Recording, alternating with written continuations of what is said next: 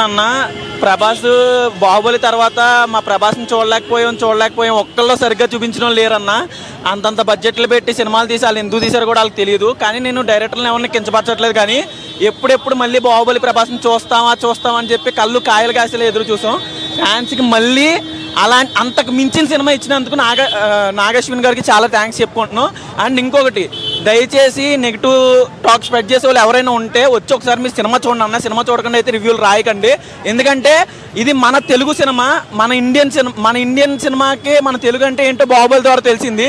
హాలీవుడ్కి మన ఏదైతే మన భగవద్గీత ఉందో దాన్ని బేస్ చేసుకుని, మహాభారతాన్ని బేస్ చేసుకుని ఒక మంచి సినిమా తీశారన్న. దాన్ని మీరు వచ్చి చూసి రివ్యూలు రాయండి. ద బెస్ట్ సినిమా ఇప్పుడు దాకా మనం తెలుగులో చూసినట్లో. నేను హైయెస్ట్ కలెక్షన్లు ఎంత వస్తాయని కలెక్షన్లు పక్కన పెడితే బాహుబలి 2 రికార్డుని అయితే కొడుతుంది. కానీ కలెక్షన్లు పక్కన పెడితే రివ్యూలు రాసే వాళ్ళు మాత్రం ఒక్కసారి సినిమాకి వచ్చి చూసి మీకు నచ్చితేనే రివ్యూలు రాయండి. కానీ అనవసరంగా బ్యాడ్ టాక్ మాత్రం స్ప్రెడ్ చేయకండి ప్లీజ్. మా ప్రభాస్ని చూసినందుకు మాకు చాలా ఆనందంగా ఉంది. థ్యాంక్స్. నా బర్త్డే నాడు నాకు ప్రభాస్ ఎంత మంచి గిఫ్ట్ ఇస్తాడని కల్లో కూడా అనుకోలేదు.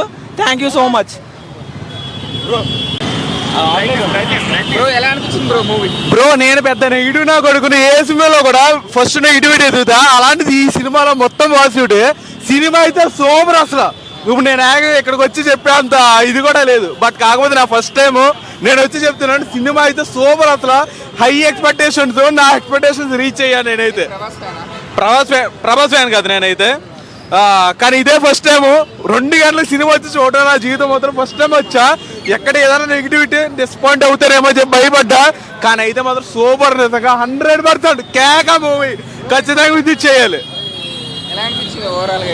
ఓవరాల్ అయితే సూపర్ నిజంగా. ఇండియన్ మైథాలజీ అండ్ అలాగే ఇక్కడ ఉన్న ఏంటిది పేరు ప్రజెంట్ ఉన్న టెక్నాలజీ మొత్తం అంతా కూడా కరెక్ట్గా మిక్స్ చేసి బాగా తీసాడు సినిమా అయితే మాత్రం. ఎక్సలెంట్. దాంట్లో అయితే కమల్ హాసన్ గారు చిన్నది ఉంది కానీ విలను. కానీ నెక్స్ట్ టైం సెకండ్ పార్ట్ వస్తే కనుక నాకు తెలిసి దాంట్లో అయితే హై ఎక్స్పెక్టేషన్, మంచి సూపర్ విలన్ కింద ఉంటాడు.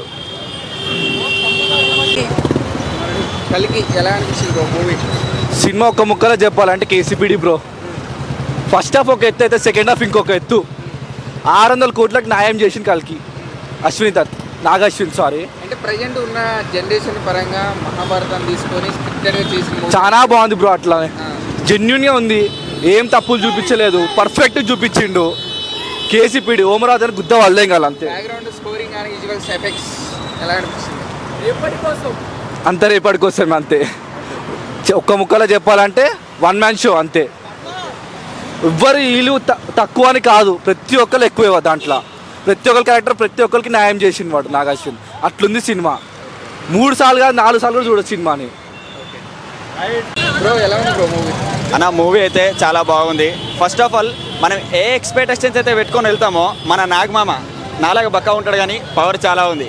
ఏ ఎక్స్పెక్టేషన్స్ అయితే వెళ్తామో అంతకు ఒక 2 రెట్ల ఎక్స్పెక్టేషన్స్ అయితే మనం మూవీకి బయటకు వస్తాం. అలా ఉంది. ఒక దిక్కు సైన్స్, ఒక దిక్కు మహాభారతం.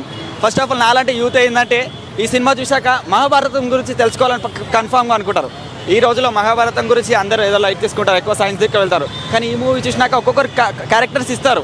ఆ క్యారెక్టర్స్ అసలు ఎలా వచ్చాయి, కానీ అలాంటి క్యారెక్టర్స్ తెలుసుకోవడానికి మహాభారతం ఇవ్వడానికి అలాంటి యూత్ అయితే కన్ఫామ్గా ట్రై చేస్తారు. మహాభారతం మీద ఎన్నో సినిమాలు వచ్చినాయి కదా. ఎన్నో సినిమాలు వచ్చాయి, కానీ ఎన్నో సినిమాలు వచ్చాయి. మీరు అన్నది కరెక్టే. నేను చిన్న ఉన్నప్పటి నుంచి సినిమాలు వచ్చాయి, కానీ అవన్నీ నేను చూడలేదు. కానీ ఇలా ఈ జనరేషన్లో ఇలాంటి సినిమా బిగ్ స్క్రీన్గా చూపించడం, మహాభారతం మీద ఇంట్రెస్ట్ చూపించడం, ఇదే ఫస్ట్ సినిమా. మొత్తానికైతే సినిమా సూపర్ హిట్ అవుతుందన్న 100%. టెక్నికల్గా ఫస్ట్ ఆఫ్ ఆల్ ఆ బీజం చూడాలి. మేబీ సంతోష్ అనుకుంటా మ్యూజిక్ డైరెక్టర్. ఆసమ్ అసలు ఆసమ్. కమల్ హాసన్ సార్ అయితే ఎలా అంటే ఒక వెరైటీగా అసలు కమల్ హాసన్ అని అనిపిస్తుంది. తన క్యారెక్టర్ ఇప్పుడు స్టార్ట్ అవుతుంది, అసలైన క్యారెక్టర్ స్టార్ట్ అవుతుంది. ఒక దిక్కు విజయ్ దేవరకొండ బాణం ఇస్తాడు, ఒక దిక్కు ప్రభాస్ బాణం ఇస్తాడు. అసలు ఏమవుతుంది? రాజమౌళి అంటావా నాకు మా ఫ్రెండ్ ఆర్జీవి. అసలు మా ఫ్రెండ్ పరేషాన్ గంగు నీకు తెలుసు అనుకుంటా. అప్పుడే పోతున్నాను చూడని అలాగానే చూసాడు. మేము పొద్దుగాలు వేసినామో 6 గంటలకు దాని వెళ్ళిపోతున్నా. నేను వచ్చి 4 గంటలకు వచ్చారా? 4 గంటలకు వచ్చా.